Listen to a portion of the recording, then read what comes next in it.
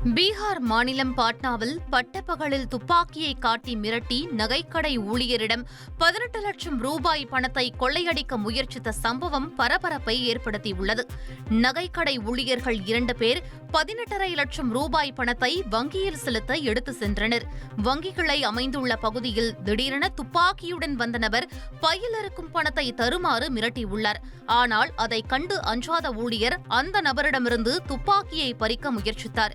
இந்த போராட்டத்தில் திருடனின் கையிலிருந்த துப்பாக்கி வெடித்ததில் அதிலிருந்து குண்டு ஒன்று சுவற்றில் பட்டு துளைத்தது. இதையடுத்து அந்த கொள்ளையன் அங்கிருந்து ஓட்டம் பிடித்தான்.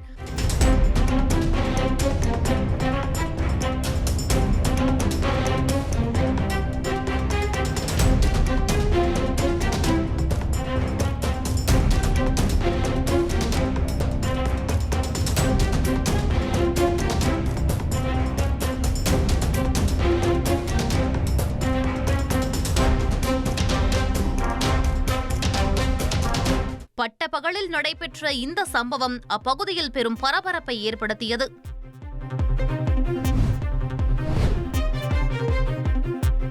கேரளாவில் உள்ள ஏடிஎம் ஒன்றில் கொள்ளையடிக்க முயன்ற வடமாநில இளைஞரை போலீசார் கைது செய்துள்ளனர். கோழிக்கோடு மாவட்டம் களந்தோடு பகுதியில் உள்ள ஏடிஎம்மில் அசாம் மாநிலத்தைச் சேர்ந்த பாபுலால் என்ற இளைஞர் கேஸ் சிலிண்டர் கட்டரை பயன்படுத்தி கொள்ளையடிக்க முயன்றுள்ளார். இந்நிலையில் உரிய நேரத்தில் வந்த போலீசார் கொள்ளையனை மடக்கி பிடித்து கைது செய்தனர். இதனால் பெரும் கொள்ளை சம்பவம் தவிர்க்கப்பட்டது. இனி செல்லும் இடமெல்லாம் செய்தி. தந்தி டிவியின் வாட்ஸ்அப் சேனலை ஃபாலோ பண்ணினா செல்ல இருக்கும் இடமெல்லாம் செய்தி. இதோ QR கோட் இப்பவே ஸ்கேன் பண்ணுங்க, ஃபாலோ பண்ணுங்க.